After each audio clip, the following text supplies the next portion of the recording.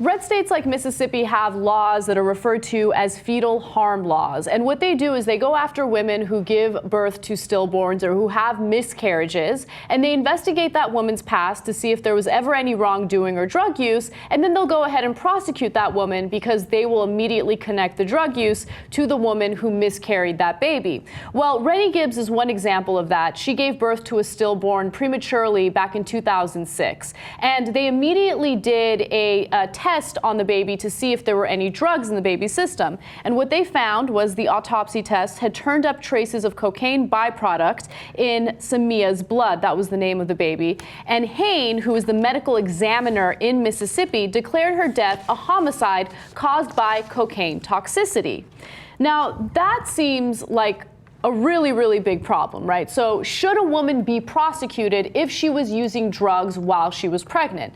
Now, that is an interesting question that we'll address in a second. But if you look deeper into the case of Rennie Gibbs, you realize that there were some serious inconsistencies in the way that they've prosecuted her. Now, right now, a judge is going to decide whether or not they're going to move forward with her case. But keep in mind, this happened in 2006, and it keeps going. Now, by smoking crack during her pregnancy, the indictment said, Gibbs had unlawfully, willingly, and feloniously caused the death of her baby. The maximum sentence, life in prison.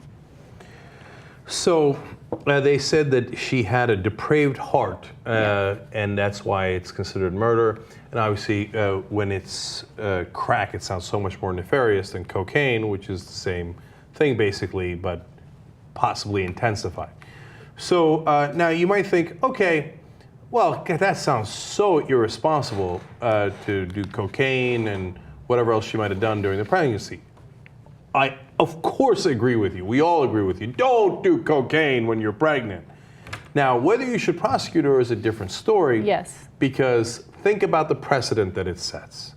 Now, I'm against it, precedent or not, but when you start prosecuting people for stillborns or miscarriages, that is a very slippery slope that is incredibly dangerous. So there are a number of activities that women are barred from when they're pregnant. So you're not supposed to consume caffeine. You're not supposed to eat sushi, even though pregnant women in Japan eat sushi all the time.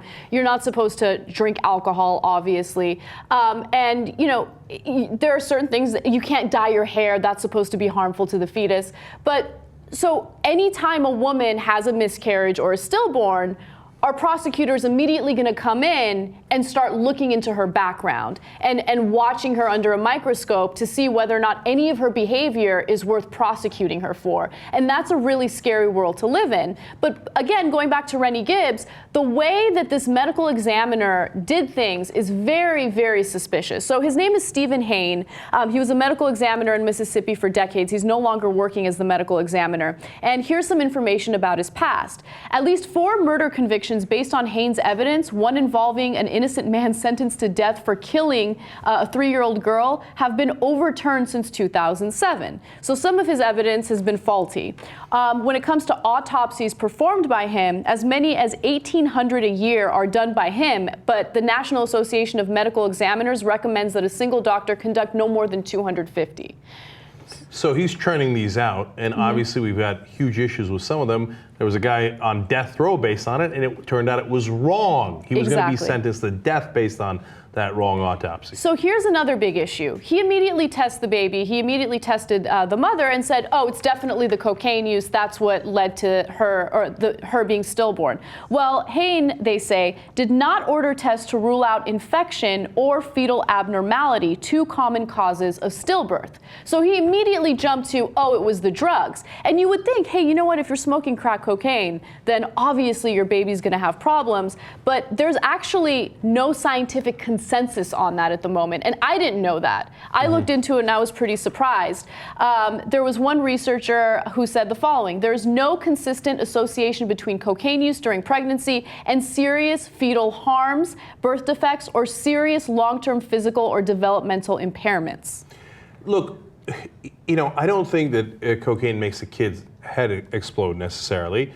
And just because you hear cocaine or crack, it's not like, okay, that's it, that's obviously what killed the kid. Yeah. You have to actually look into it. Now, might it seriously damage the kid? Yes, I don't recommend it, right?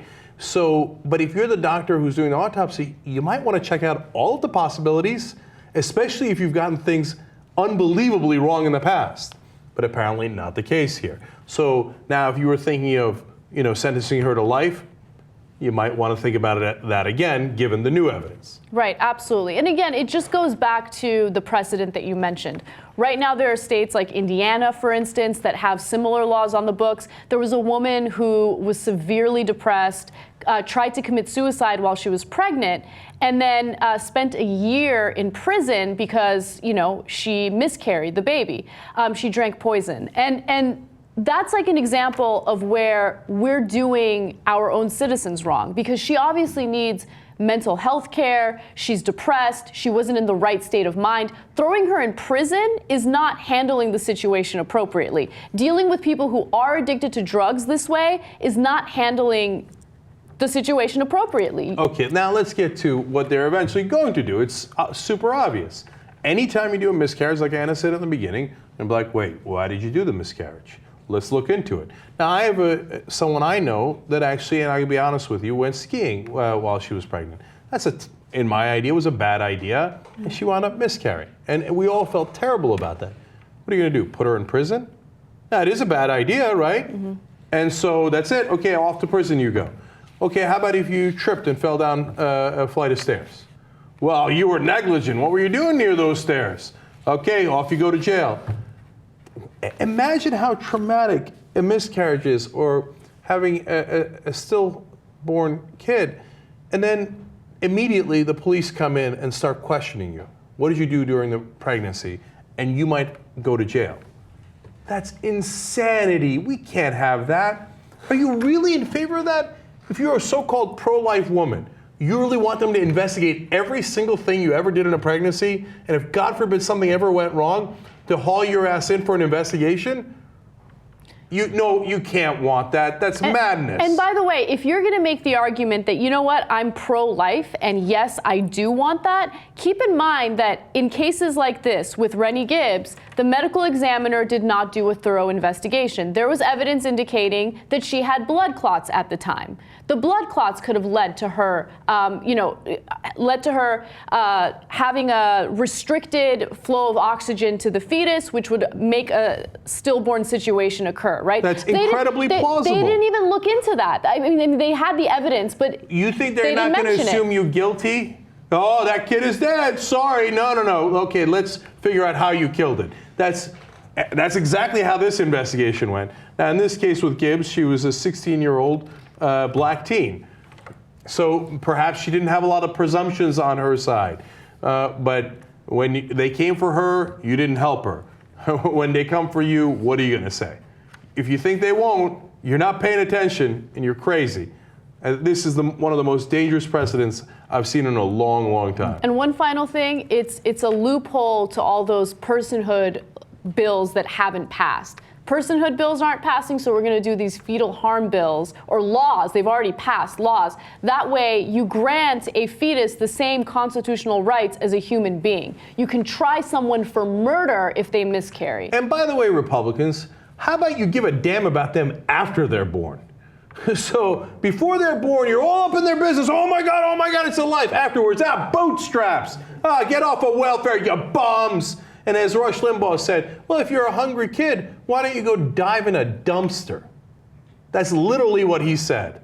Oh, but when you're in the womb, oh, no. We care so much. The minute you're out of the womb, we don't give a damn about you. Pro-life my ass.